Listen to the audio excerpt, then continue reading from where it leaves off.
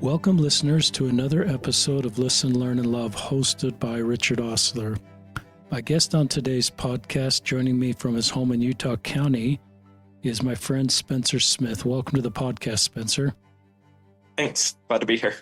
Spencer is going to share his story as a gay Latter-day Saint. Every time somebody does this, I'm just sort of in awe of how brave it is for them to be public about their orientation. And most of the time, this is just out of love to be able to help other people walking a similar road as Spencer's a little further down this road. A little bio on Spencer. He's 31. He attends his mid-singles ward in Utah County. He is the attending physician at an ER in a hospital in Utah County. You could probably fill a whole podcast with ER stories. Absolutely. He is a biology major, graduated from BYU, served a mission in South Dakota Rapid City mission. And Ben Shalati texted me in May, listeners, and said, you ought to have Spencer Smith on the podcast. And I listened to everything Ben says. I started doing that as a newly minted ally in 2015 and continue to try to do that, and just thought Spencer's story would be helpful for our platform. Spencer was on the Lift and Love platform, sharing his story in May of 2024. We'll link to that in the show notes if you'd like to read that. Thanks to all my friends at Lift and Love, Autumn, McLaughlin, and others that put together those stories. They're powerful and they're really helpful and a wonderful resource for our community. And so I just sort of turn it over to my guests. I think Spencer will just share his story. He grew up in California. I might mention that. He's the oldest of five. Grew up in the Sacramento area before his parents' family moved to Utah after his mission. And so we'll turn it over to you, Spencer. Awesome. Well, thank you. That is a good summary of my life up to this point. We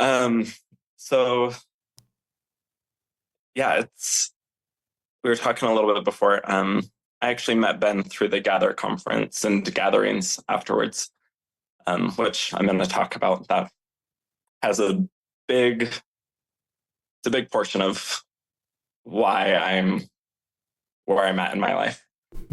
But I guess starting from the beginning, like Richard said, I'm the oldest of five. I grew up in Sacramento, had a pretty good, normal childhood, participated in student government, learned to play the piano, grew up in the church. My family has always been super active. My dad was a bishop through my teenage years, and then when I was preparing to go on a mission, he was the bishop that did all of my interviews and everything, which was good in some ways, less so in others, but never really became an issue.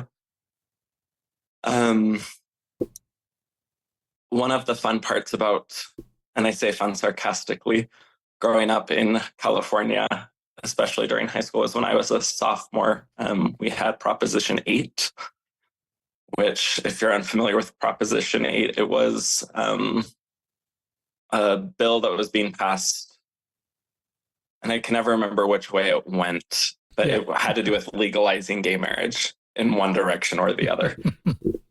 And so it came up in church a lot. It came up at school a lot. And at that point, I was not sure what was going on in my life. I just knew I was a little bit different and trying to figure that out. And so at church, I tried to play along. At school, I would try and defend the church while having this internal battle, trying to figure out who I was and what my thoughts on it were. And with my family and my friends all coming mostly from the LDS background, a lot of comments were made, a lot of discussions were had, and ultimately I decided that this was not going to end well. And so still wasn't sure, still wouldn't admit to myself that I was gay, but just decided that if I ever did decide that was never going to be something I talked about. I was just going to keep that to myself. Fast forward a little bit, went on my mission, came home, and life just kept getting harder. All of my friends were dating, getting married. I remember I come from a really large family. My mom is one of 12. My dad's one of 11. So lots of first cousins, lots of aunts and uncles. And our families are all very close. And so I would get asked about dating all of the time. I would get asked if my aunt could set me up with a friend, or my cousin could set me up with her boyfriend's sister, or whatever it was. And I got really, really good at avoiding those conversations, to the point that my family just stopped bringing up relationships, period. One that I laugh at now, my grandma we were having family dinner, and my grandma's, all of my cousins were there, and she said, if you're not an adult, you have to eat outside. We don't have room for everyone in the main room. And then she defined adults as anyone who was not married, which included me at 25. Which I was like, oh, sorry, I'm not married. I'm not at that point. So I guess I'm still a child, and made a sarcastic comment, went outside. And after that, I feel like people were like, oh, this might be a touchy subject for him. So we're just not going to ask anymore, which I appreciated at the time. Then a couple years later, I saw a wedding announcement sitting on my mom's kitchen table. And it was for a family friend that we've known. Their daughter was getting married to a woman. And I picked it up and just said, oh, are you guys going to this? Just to see what they said about it. And my mom responded with, absolutely, we're going. I've talked to my friend, and she, the mom, has gotten a lot of pushback for being supportive of her daughter getting married. And she needs to know that people support her and people still love her. And that was the first time where I was like, okay, if I were to come out to my parents, which at that point I was still in heavy denial, maybe it wouldn't be terrible. It was the first, things had changed a lot from the conversations I had had during Proposition 8. But I still wasn't ready. Still didn't want to have that conversation with myself, or let myself even consider that option. And then it just kept getting harder and harder. And we weren't having conversations about dating, but all of my friends were getting married, and I was being invited to weddings, and friends started having kids, and I was still single. And if I did date, I dated a couple girls, it felt forced. And a couple of the girls I dated because my friends said, hey, you're best friends with this girl, why don't you date her? Like, why aren't you dating her? I was like, oh, that's right, I'm supposed to be interested in her because we hang out all the time. So I need to date her because that's what I'm supposed to do. And then the last girl I broke up with it wasn't a good breakup. And I felt like I had been lying to myself. I felt like I had put her through a lot of unnecessary heartache, and decided that was not going to ever happen again. It's not fair to put someone through it because I was trying to figure out what was going on in my life.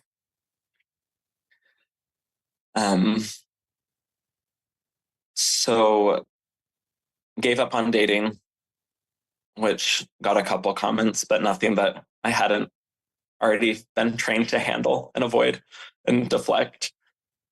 Um, and then I came to the realization that I needed to figure out what I was doing with my life. I was in pharmacy school, so I let myself finish pharmacy school and then kind of put the pieces back together after I had finished that. And so my brother, the one right below me, was getting married. And I did not have a temp recommend. And so my brother, Matt, who's the third, he's the middle child, he and I were having a conversation, and he said, "Hey, I don't think my wife's going to come to the wedding because it's a COVID wedding. There's limited numbers, and there's a couple people that we think fit the ceiling room better than our sister-in-law." And I responded and said, "Don't worry about that. I won't be there. And so she can go, and my cousin that we wanted to go can have my spot." And he turned to me and said, "Is it because you don't want to or because you can't?" And then some friends got in the car and the conversation stopped before I could answer that question. And for the next 6 hours that we were at the bachelor party for my brother and things like that, my brother was just beating himself up.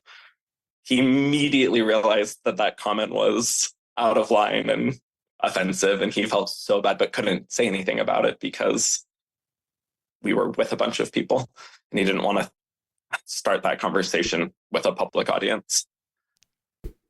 After the bachelor party, I was driving him home and he apologized over and over. I said, "No, I'm actually glad you made the comment because I'm using this to springboard a conversation that should have happened a really long time ago." And came out to him. First person that I was related to. I had come out to a couple friends at this point. And he kind of broke down, got emotional. Just the fact that I'd been doing this by myself and how hard that must have been and all the things that he immediately was putting together. And then he apologized for any comment that he had ever made in ignorance. Which me and my brothers have a very sarcastic relationship, and a lot of comments have been made. And none of them were meant offensively. And that's what I told him. I said, you don't have a reason to apologize, because if you had known, you wouldn't have made the comment. You wouldn't have made the joke, because the purpose of the joke was never to intentionally hurt someone. And so that was in May of, I want to say 21. Told my brother the next day that I wasn't going to be at his ceiling, told my parents that I wasn't going to be at my brother's ceiling, thinking and kind of praying that they would ask me about it later, because I had been trying to have this conversation, but I couldn't start the conversation. It was too terrifying. If I thought about starting it, I'd get nauseous and panic and run. And they, being the great parents that they are, respected that I wasn't going to be at the wedding and didn't push the issue, didn't ask any questions, they took it at face value, which I love that they didn't pry and dig, but also I really wanted them to pry and dig so that I could start this conversation. It took me 5 more months. It was the very end of September of that year before I came out to my parents. It was terrifying. I knew it was going to go well. At that point, more conversations had happened and I kind of knew where they stood on things. But it's still that potential for ejection. Even if you know confidently that it's not going to happen, there's still that little bit in the back of your brain that says, but what if? what if this person that you think cares about you turns and walks away? What if you're put in a situation and you don't have the support that you think you have? And so when I finally got the courage, I would talk to my brother all the time, like, today's the day, today's the day. And then I would call him later and be like, nope, got nauseous and went home saying I had a headache. But finally, I reached the point where I was able to come out to my parents. And then I sent a text to the rest of my siblings and some other close cousins. And they all handled it really, really well. I got the support that I needed. And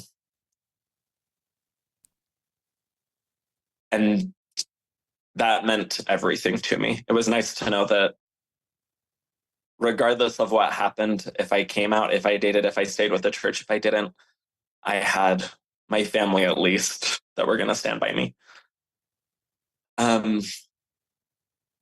Then my family's life kind of went a little nuts. My dad started working down in St. George, so he was down in St. George every Monday through Friday. We had some other family things come up, so my mom was dealing with more pressing matters. My dad was gone, and there was just a lot of things going on. And I kind of was put on the back burner, not in a, I don't want to deal with this right now, so we're just going to ignore it, but just there was a lot more pressing issues, and naturally that's how things went. And my mom, I've talked to her a couple of times about it since, and she was in the temple praying for all of us kids individually, and she ended with me and just said, what do I need to do? How can I help him? I feel like he came out and I said, awesome, we're here to support you, and then turned around and dealt with everything else going on in life and wasn't there.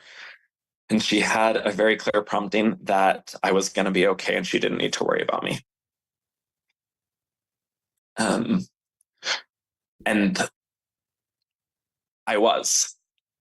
I knew that I had support, and I knew that if I needed to talk to my parents about something, they were going to be there. But I didn't need them right there, right then, if that makes sense. And so it was nice to hear. I didn't hear that story for a while after the fact, but it was good to hear that my mom knew to trust me and that I was going to be okay, and that God also had that confidence in me and making, like, he knew that I was going to be okay. He knew I was going to make it through this, and that was the first step in a journey that I've been able to see his hand in a lot through the whole thing. I came out to extended family in a text, which was the first time that I was telling people where I felt like I was losing control of who knew and who didn't. When I came out to my family, I said, I don't want this to be super public knowledge right now. Everyone I had told to, it was kind of in confidence, but telling extended family is a lot different. You have so many cousins, so many aunts and uncles. And I said, okay, I'm trusting this, and I'm trusting that they're going to handle it well. Whether they share it, whether they don't, I don't necessarily care, but I kind of trusted that they were going to keep me safe in sharing my story. And they did. And my aunts immediately jumped on the bandwagon of, okay, so that's the issue. When we tried to set him up earlier, he wasn't interested in girls. So now we need to set him up with boys. And I was like, pause, still not at that point. Need to slow down. I'm still trying to figure this whole thing out. But as I was thinking about coming out more publicly, with my extended family, with my roommates, which was arguably not the worst experience, but the most stressful experience for me. And then eventually when I came out publicly on a social media post, I did it because, one, I needed it to do it for myself. Um, I needed to own this part of me instead of pretending it didn't exist. And two, with how much family I have, with how many friends I have, with all of these things, there is a 0% chance that I am the only one in my situation, in my family, in my friend group, whatever it is. And I needed other people to have an easy person to talk to, because I didn't have one until I started coming out to my friends and my family, and they were there to support me. But leading up to that, I felt kind of alone. And so opening up the door saying, hey, this is me. And if you want to talk to me and have a conversation, the door's always open. And it's been cool to see people share, not just coming out and things like that, but I've had friends that have come and talked to me about the struggles they have on faith journeys or in failing college and getting kicked out and the stress that that's putting them in. Whatever challenges they're facing, they know that I'm a safe spot. And I've been able to add to their circle, like, hey, my parents are also a safe spot. So that's okay. Like, there are people that you know that are also safe spaces, and I can share some of those safe spaces with them. And it's been awesome. One of the conversations I had with my parents in the same conversation that I came out was my mom recognizing that she's going to make mistakes.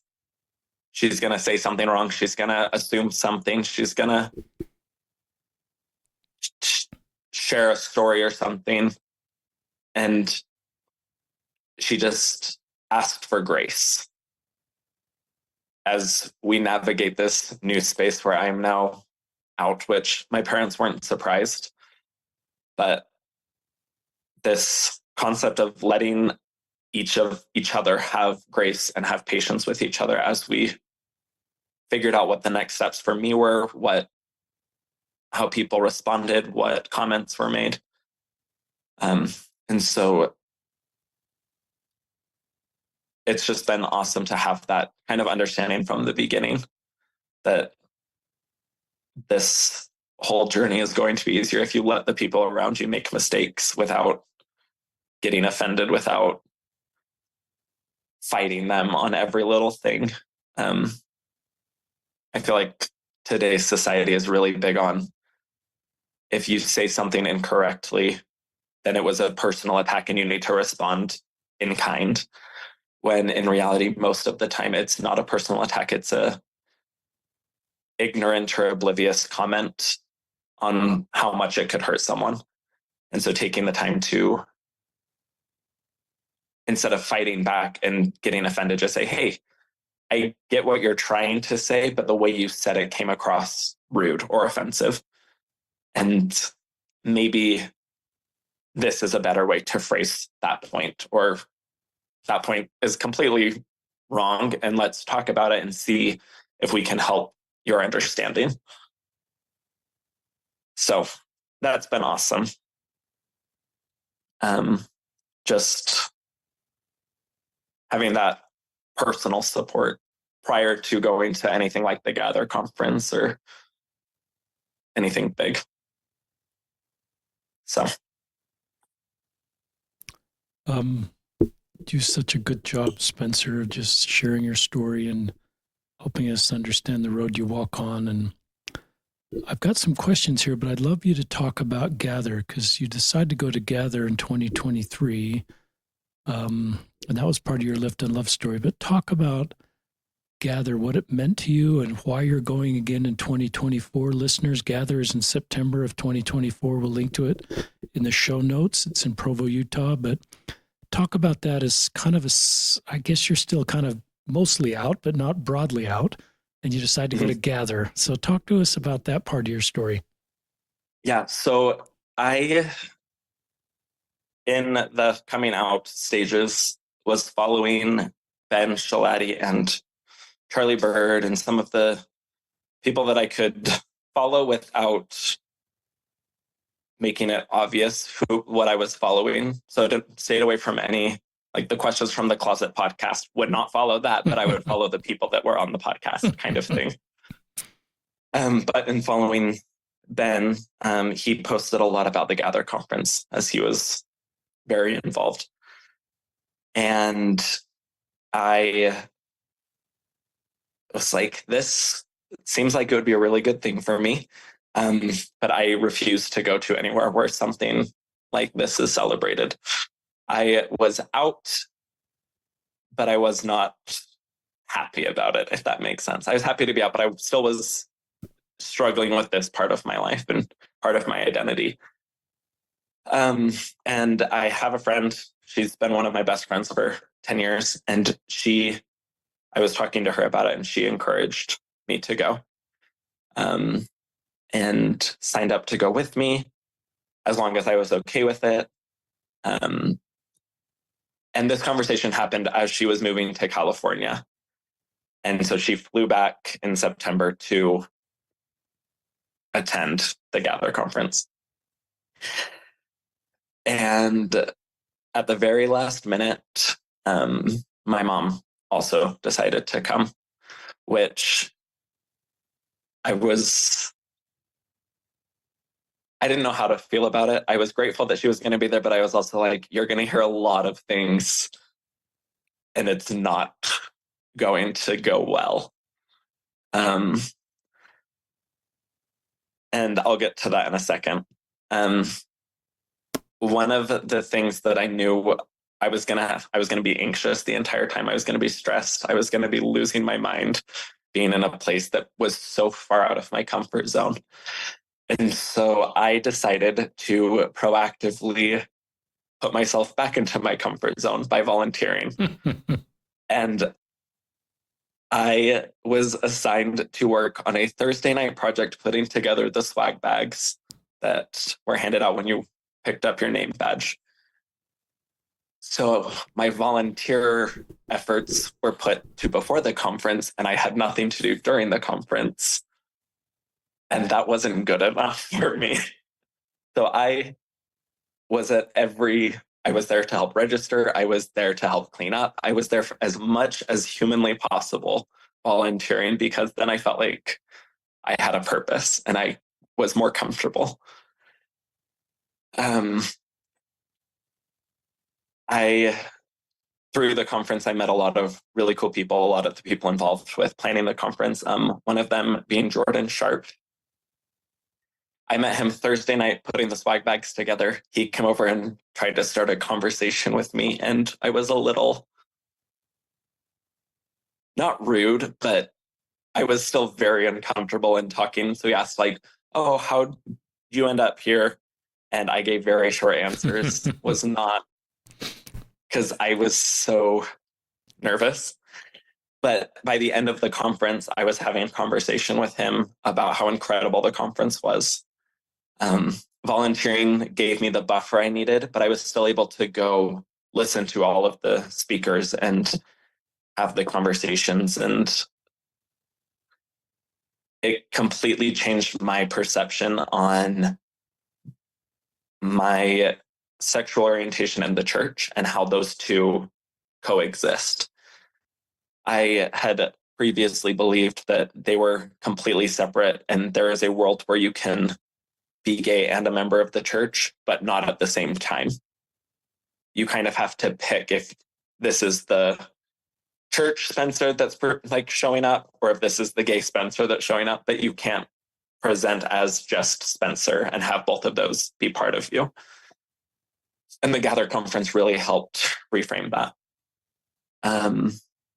I afterwards had a conversation with my mom, who had filled my dad in on some of the things that we had talked about. And she had heard a lot of really heartbreaking stories of people's experiences. And asked point blank, like, did you ever feel like you were completely alone and that your whole family was going to abandon you? It's like, yeah, I did reach that point. Not because of anything that they did, but because when you're stuck in this mindset, reality gets twisted. And it's really, really easy to convince yourself that the people that you care about the most are not as invested in you as you are in them, if that makes sense.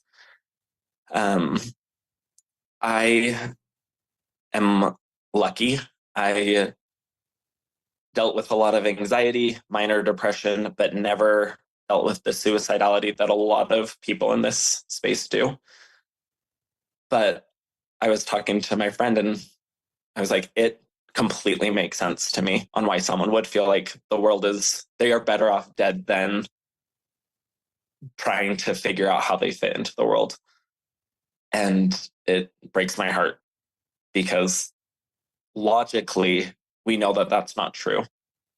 But when you're dealing with so much stress and shame and you've twisted that into guilt and how you're a terrible person and you're a sinner and you're never going to make it to heaven. So what's the point of even trying? And all of these things that your brain tells you, it's so easy to lose that logical sense and it gets twisted. And it sucks so much for so many people. But it helped open up these conversations with my parents and with friends that I've talked to about this conference. And when I went home from the conference, I felt this prompting, this like urge that I needed to do something. I needed to find a way to be a little bit more vocal in this space. And immediately was like, well, don't know how to do that. So that's not going to happen. And kind of checked out. And then a couple months later, they announced gatherings, which, if you're unfamiliar with gatherings, it's a smaller group that kind of does the same thing as the Gather conference. So it's a mini, almost come follow me there's a curriculum that Lift and Love puts out. They have some scriptures you can talk about, some of the talks or from the Gather conference or from chapters from like Charlie's book or Ben's book that kind of get a discussion going. And I said, okay, I want to start a gathering, but I don't have friends in this space. I don't know people in this space. So can't do that. Sorry, I tried. Check that box. I'm moving on. And then Ben Shalati hosted one and I went and it was really good. And then they announced that there was going to be a directory and all you had to do was put in your information and people could reach out. And I said, here's the line. I'm going to put my stuff on the directory. And if people reach out, I will host the gatherings. If people don't reach out, then we're good. I've done my part. I've put myself out there. God will be happy with that effort. And I did it on one evening. And the next morning I woke up to several emails and I went, gosh, dang it. I actually have to do this thing. And was kind of dreading it.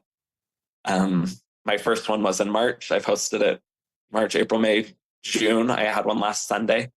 So 4 times now. And I am absolutely loving it. It's awesome to have people come to my home. We've had parents, we've had gay men, we've had lesbians, we've had people who are fully active in the church, people who have left the church, people who have left the church and come back. My parents have been there, my siblings have come to some of them. Like, there's been a whole group of people that have come together and all shared their experiences, and hearing all of the experiences have been really cool. And one of the guys isn't publicly out. And so hearing kind of the fear that he's dealing with in coming out to parents or to friends and family, and being able to validate that and be like, I felt the exact same way. And some of us had really good coming out experiences. Some of us had really bad coming out experiences. And so we've been able to share that. And we've had a lot of really good conversations that have really helped me kind of put a framework on how I relate to the church. One of them, there's a quote that I wanted to share. It's from Sister Michelle Craig from her October 2019 conference talk called Spiritual Capacity. She says, Nephi, the brother of Jared, and even Moses all had a large body of water to cross, and each did it differently. They each received personalized direction tailored to them, and each trusted and acted. The Lord is mindful of those who obey, and in the words of Nephi, will prepare a way for us to accomplish the things which he commandeth. Note that Nephi said a way, not the way. And so one of the very first gatherings that I had at my home, I brought that quote up. It came from a chapter of Ben's book and said, we are all on this body of water, we're all crossing it however we want. Some of us are in that big boat that Nephi built.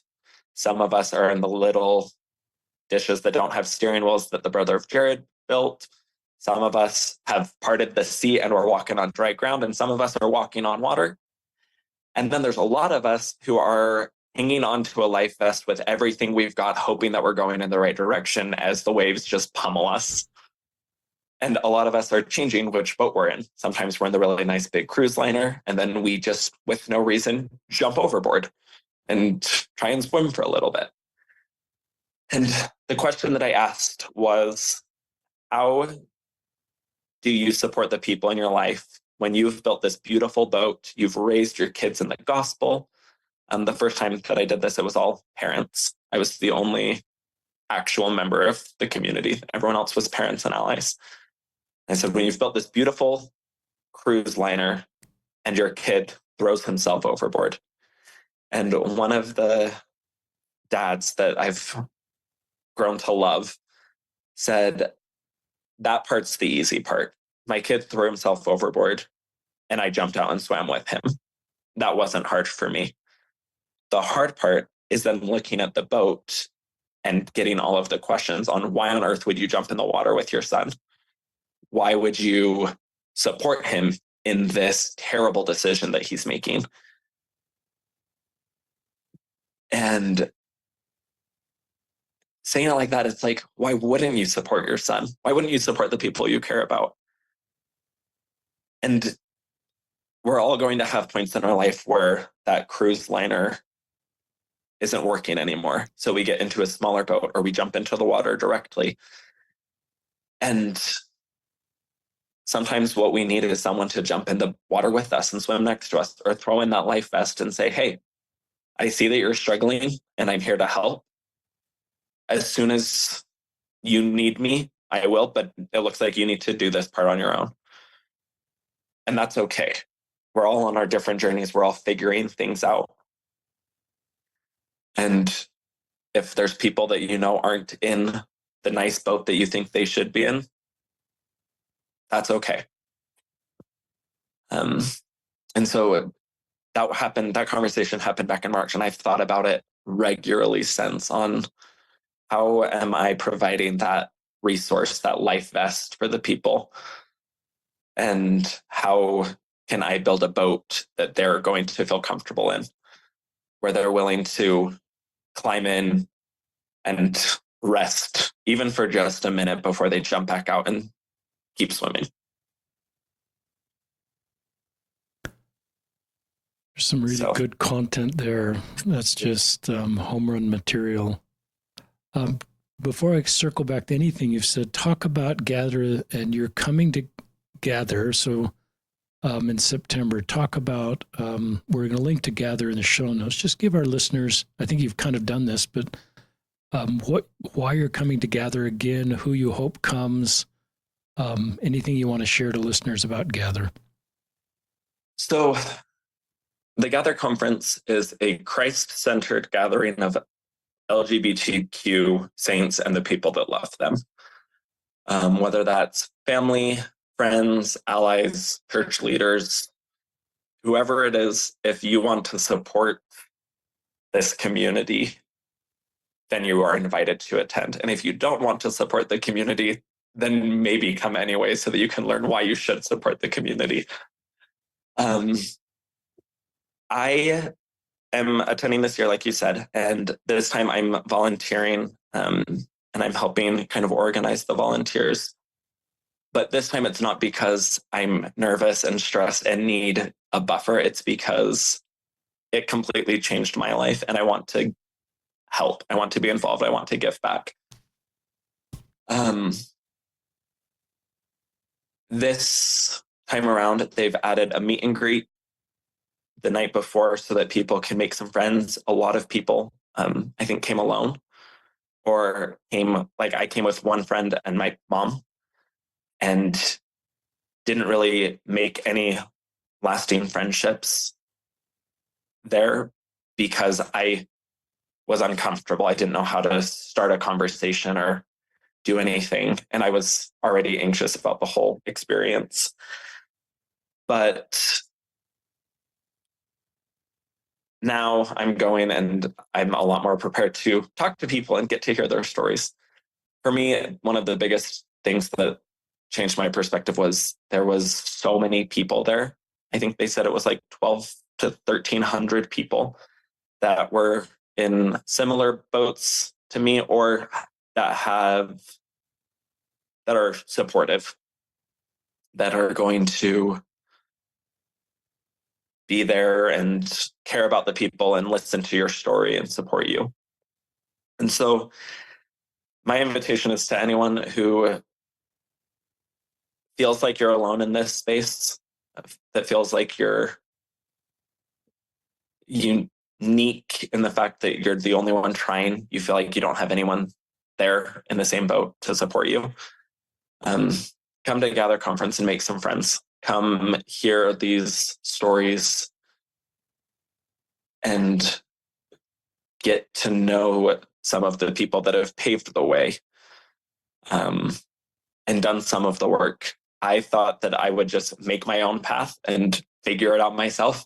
And as soon as I let myself recognize that other people have done some of the hard parts for me, and they've provided resources to help me kind of figure out how faith and orientation fit, it got a little bit easier. It's not a walk in the park. There's still a lot of hard parts that individuals have to figure out themselves, but you don't have to do it alone.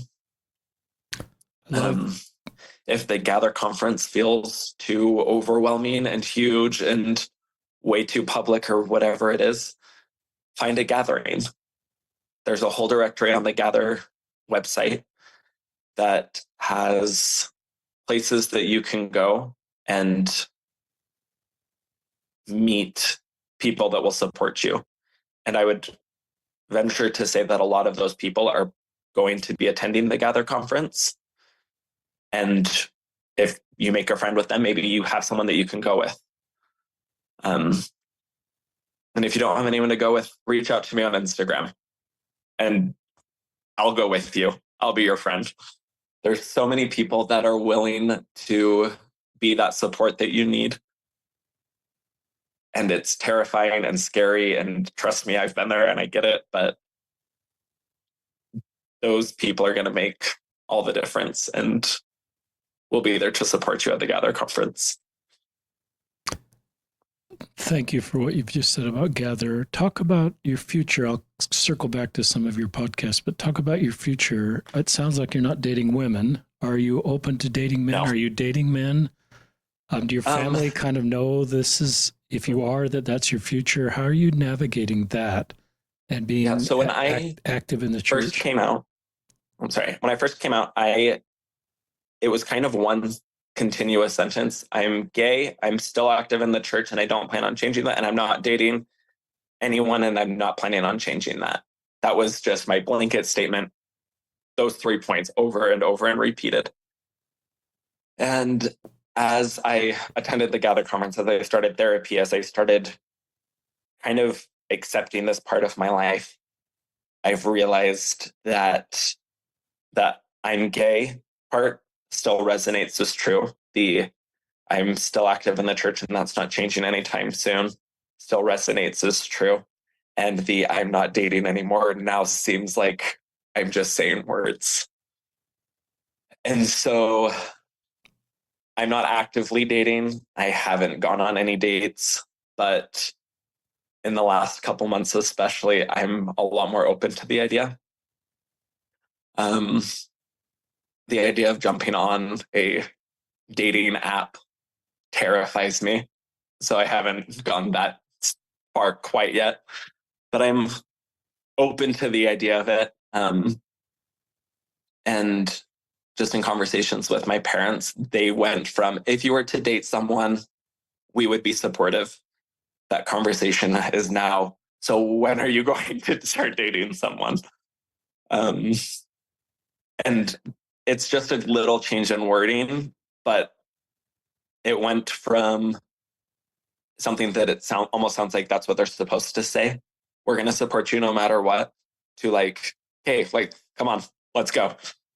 And the support feels a lot more genuine now. So dating is definitely in my future. Don't know what that's going to look like necessarily because I've never really dated some girls, but it was never anyone that I was truly interested in that way. I was just really good friends with most of the girls because it's easy to be friends with them when there's not an ulterior motive. So yeah, I'm excited to see what the future holds. I don't see it changing on the church side of things. And if it does, I don't think it's ever going to be leaving the church angrily. It's going to be regular attendance isn't benefiting me, or its comments are being made and it's hurtful, and it's not a space where I feel God's love anymore. But it would be to stop attending regularly and more do my own spiritual thing within the come follow me and general conference and things like that. Thanks for just sharing more about your feelings about your future. And, after listening to some of these stories, I'm not a therapist and I'm, just a rank and file member of the church, but I wrote down this idea of becoming your best self. But if you're a queer Latter-day Saint, before you sort of hit these forks in the road, the forks in the road are fork in the road that hopefully you're not considering a suicide. And we've talked a little bit about that. And we invite everybody to not do that and reach out to 988 if you are suicidal. But the forks in the road are single, same-sex marriage, or a mixed orientation marriage. And I think you're already living the advice I'd give to people, Spencer, but it's to become your best self before you sort of commit to one of those roads, and do it with intention. Don't do it out of reaction to a family situation or anger at something. Or so I think one of the strengths of this podcast is you have become your best self. And if you indeed are dating men, it sounds like you're doing that. To me, it seems like the perfect time to do that, because you are your best self, and you're not doing this out of anger. You're not vulnerable, looking for somebody to just accept you, and then you can get in uncomfortable situations, especially if you're a younger queer member. Sometimes you get taken advantage of because the core emotion you need is acceptance, and that can lead to being in situations you really don't want to be in. I don't worry about that with you because you're just your best self, and you're thoughtful, you're intentional, and you've got God in your life, and you've sort of owned this part about you in a really positive, healthy way. So you're not closeted anymore. You're out to family. You're out to yourself. Maybe most importantly, you're out to God. And so I think that's one of the parts of your story that I think can really help listeners, younger queer Latter-day Saints, is at the end of the day, and I talk about this, you've got to write your own story. You can't look at someone else's story and say, that's my story. You've got to do it and own it. And know at the end of the day, as Claire Dalton said at Gather, everybody that's telling me how to live my life is going to be gone. I'm just going to be in front of Jesus, and he's going to be the one that judge me. And so I think you've got to just own that you're going to have that conversation with Jesus and about how you live your life. And our job is not to tell you how to live your life, Spencer. Our job is to just love you as you're making your way forward and give you principles of support and encouragement and thoughtfulness. And you don't have to be a perfect self to start dating, but just your best self. I think you're your best self right now. Your career's underway. You've accomplished a lot professionally.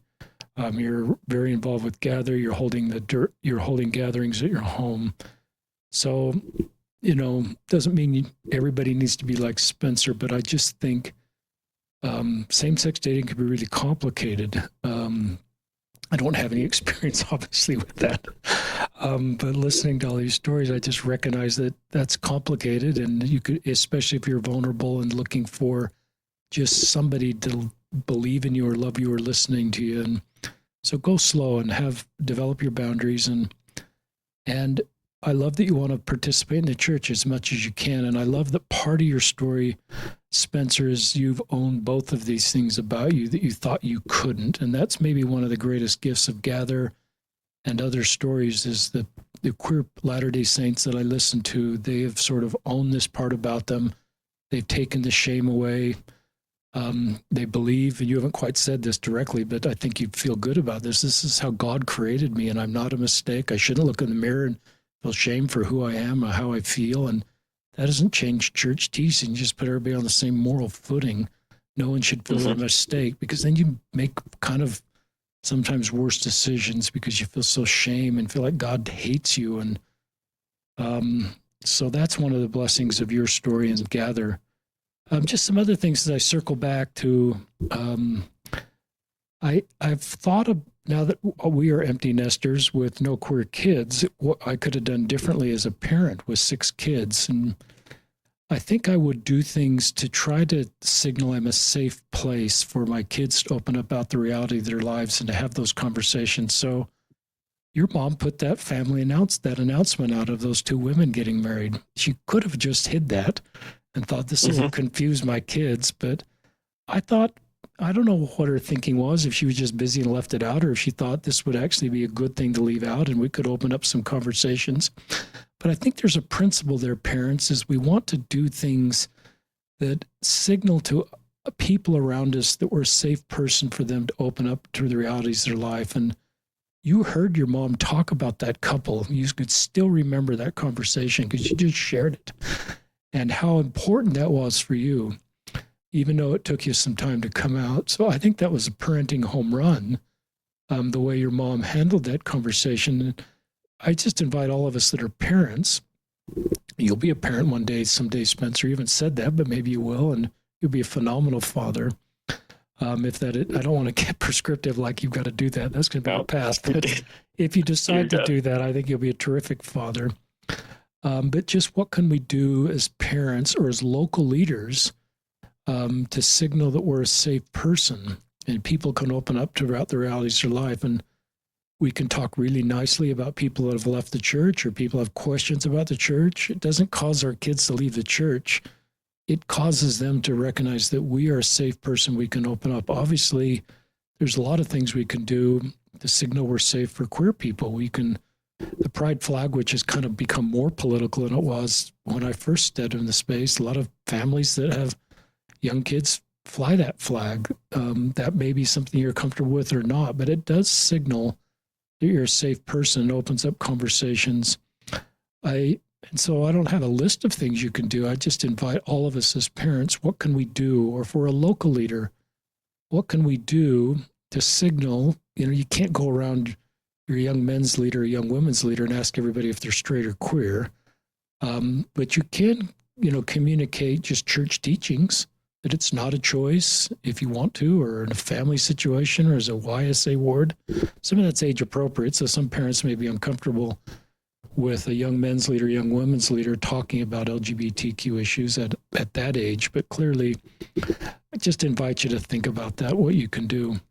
I love this story about your brother coming out. Oh, your brother didn't come out, but you came out to your brother. Yes. I think there's, in the birth order, he's the third, you're the oldest, about. And there's this desire you have, and I think it's insightful for other queer Latter-day Saints that to want to talk about this. And you actually were, even though he knew he asked you a question that he was really worried about, that you actually wanted to have the conversation. And the only time I got tears in my eyes during the podcast was this interaction that you relayed about your brother and you, and just his love for you, and recognizing, having some intuition and some maturity that this has really been a hard road for you. And I love that interaction that you had with your brother. And it sounds like he didn't tell anybody else, because it sounds like he kept this confidence. And I think there's a principle there is, if you have been, if somebody's come out to you or told you something, sometimes we think it's pretty cool to know information. And sometimes we share that to kind of lift ourselves and say, I'm in the know and I kind of know what's going on in a ward council or a ward or a family situation. But I think it's really important. And your brother, it looks like he did this to not share that information, because the trust that is present between the two of you. And it seems like you came back to him many times. And so I don't know if your brother's listening, your family's listening, but I just thought that was really good part of your story.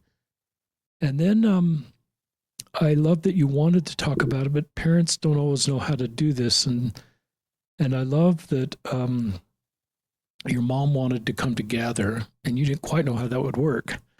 And but I sense one of the things that happened is you had this common experience together with all of these stories you jointly heard, that then created a way for just lots of conversations and even talking to your dad. So there's a principle there, parents too, that if or friends, to, even though it's hard sometimes to talk about subjects, we don't know how to talk about it, that to share a common experience, like Come Together, which is, terrific venue, then it seems to have opened up lots more conversations. And your dad, even though he wasn't there, it seemed like he was involved in the whole thing. I love Jordan Sharp. What a terrific guy. I love the shout out you gave to him, and all the people involved in Gather. I love then that you have transitioned to doing, now sort of being a support person to others, and how probably that brings more meaningful for your life. You've got a great career, but now you've, not only owning this part about you, but become a resource to others, including, somebody who's closeted, it's coming to the gatherings at your home. I love this story.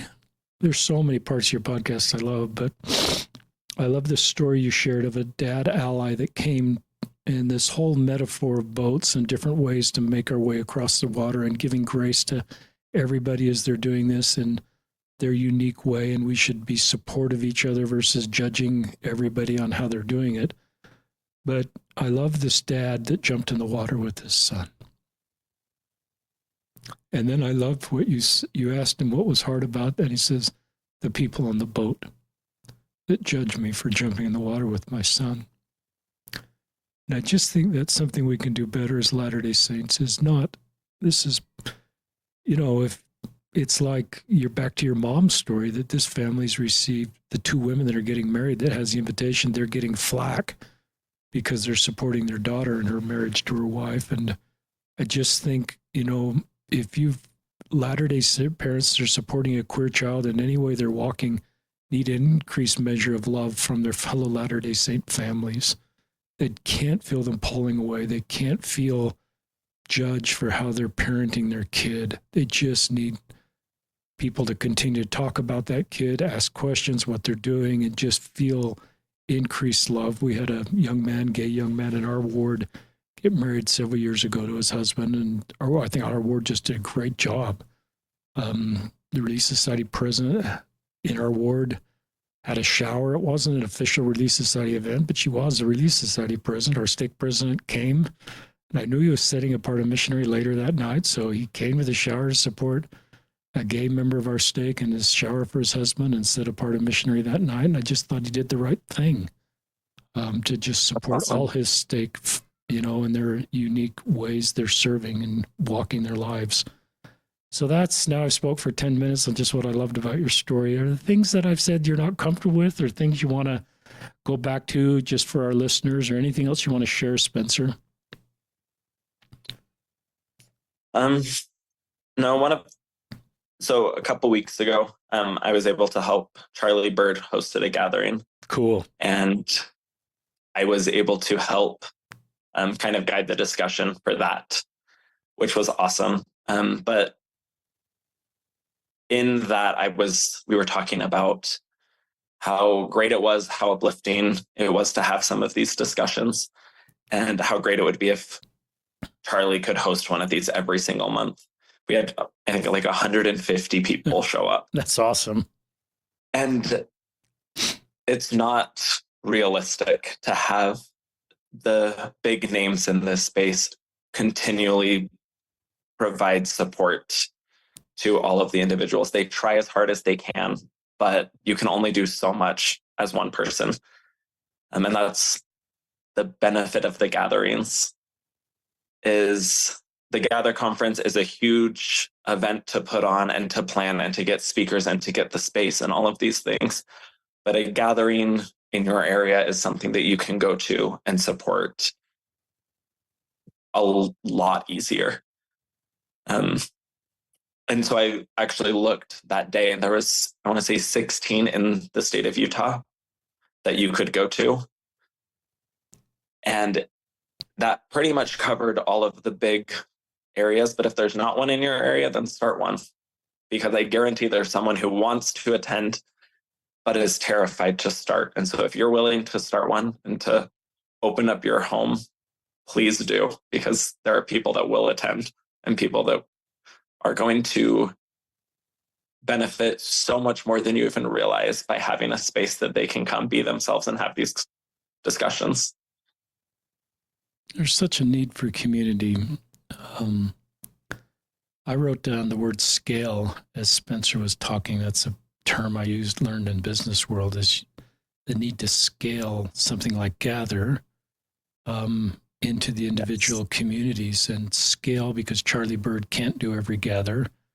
And just, everybody's, this is a great scalable platform. That's the thing I love about the Come Follow Me, the curriculum that's part of gatherings, is it's scalable. And your invitation to just start one in your area like you did and get listed on that directory, and just, if there's a couple people that come, there's a lot of people that want to have this conversation. Generally, we're not having this conversation at church. That may change someday, and something like this may be part of the church curriculum, where we have sort of a gatherings type support group that's part of the church, but it's just not there right now. So there's this huge need for this, and for just this is just more people that think, well, I can't do this. I'm not Charlie Bird, but you can do it.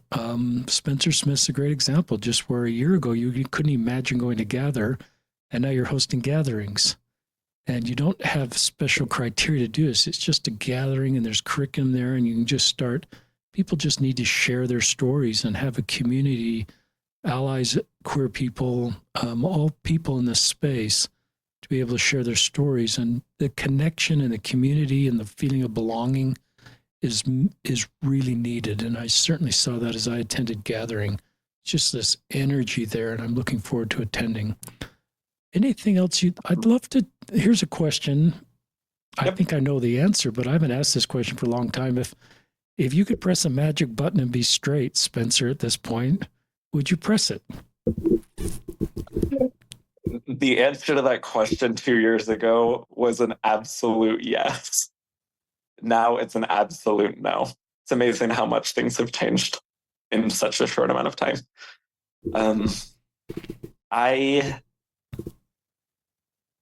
Part of me wishes that my life could have gone the way that I had it planned. I feel like everyone has their ideal life. Mine involved getting married, having kids, and things were going to be perfect. And it was going to be the perfect little Mormon family. And that's not ever the reality. My life has gone very much the opposite direction, I feel like, in a lot of ways. But I look at the last year since I attended Gather, since I've been able to reach out to people and find community and build that community and find support and offer support to others. And I can genuinely say I like my life. I love where my life is at right now. And it's still hard. And it's definitely, there are parts that I'm still working on and still trying to piece together and figure out. But changing my orientation, I feel like would fundamentally change who I am. And I would never want to do that. And so, no, I would not push the magic button. I remember asking that question, when I was the first ally, and I thought everybody had pushed the button. It was coming from a heteronormative world. And then I listened to people like you, Spencer, and it's sort of like the traditions of my fathers using that Book of Mormon term just kind of wiped from my eyes, and I saw things completely differently. As I think everybody should feel the way you feel in their life, that they're created as intended, and the atonement is Charlie Bird or Ben Shalati. I remember reading his blog. He says, I thought the atonement would make me straight, but what it did is it healed my broken heart. And so I love the role of the atonement in this space, but it's like I have blue eyes and left-handed. Can't use the atonement to change that about me. And so I just love where you are and respect for you for who you are and where you are and your ability to help people. You're helping people in the ER room all the time professionally, but you're helping people with sharing your story on Lift and Love here gatherings, and you're just your best self. And I think in 10 years, you'll even be your better best self, and in 5 years. But listeners, I think Spencer's life is possible because of the hard work he's done to really come out to himself and to God. And some of you feel like that's as far as I need to go. I don't need to come out broadly. And that's fine. But I think at the minimum, you've got to come out to yourself and really own this apart yourself and ask God how he feels about you. Because often you recognize that he loves all of you and you're not a mistake. But often, as Spencer shared, it's helpful to come out to others because they quit asking you, are you going to date? And you quit going to these environments where it's just full of anxiousness because they're going to ask you questions that just are painful for you. And now that you're out, they're asking different type of questions and you probably have less anxiousness about those spaces. So great job, Spencer. I read this quote a lot. It's from the wounded healer, Henry Norman. A minister's service will not be perceived as authentic unless it comes from a heart wounded by the suffering about which he speaks. The great illusion of leadership is to think others can be led of a desert by someone who's never been there. So you're the wounded healer, Spencer. It's a beautiful thing, and it's painful, and you've paid the price to be where you are now. But your ability to lead people out of that desert that you know so well isn't theoretical. It's first person, and that makes all the difference in the world. So thank you for being who you are. The world's a better place. Thanks for your family. You're doing the best to love you and support you. You have a great life ahead of you. If you decide to marry a man, you're going to make a terrific husband. You deserve someone that's your equal, that lifts you and sustains you and sees you for who you are and stretches you a little bit and lifts you, and you're both then can accomplish so much in your lives. And in the show notes, we'll link to Spencer's Lift and Love story. We'll link to Gather registration for 2024. We'll link to Spencer's Instagram. We'll also link to the Gatherings directory that Spencer mentioned. Anything else you'd like to say in closing, Spencer? No, just if you feel like you're alone, you're not. So find the people that you need to have support. It makes a world of difference. So this is Spencer Smith and Richard Ostler signing off from another episode of Listen, Learn, and Love.